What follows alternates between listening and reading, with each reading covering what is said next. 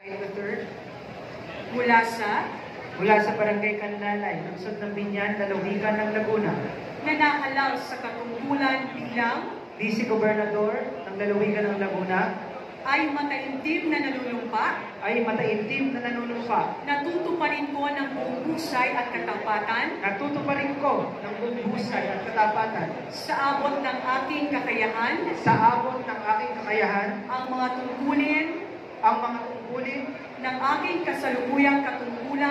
ng aking kasalukuyang katungkulan at ng mga iba pang pagkaraan nito'y gagampanan ko at mga iba pang pagkaraan nito ay gagampanan ko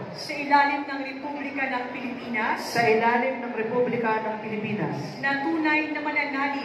na tunay na mananalig at tatalima ako rito. Nasusundin ko ang mga batas, mga kautosang legal,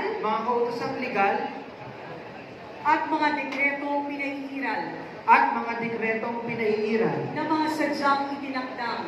mga sadyang itinakdang may kapangyarihan ng Republika ng Pilipinas. At kusa ko itong babalikatin ang pananagutang ito ng walang anumang pasubali o hangaring umiwas. Kasihan nawa ako ng Diyos.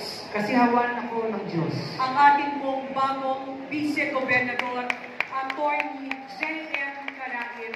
Congratulations.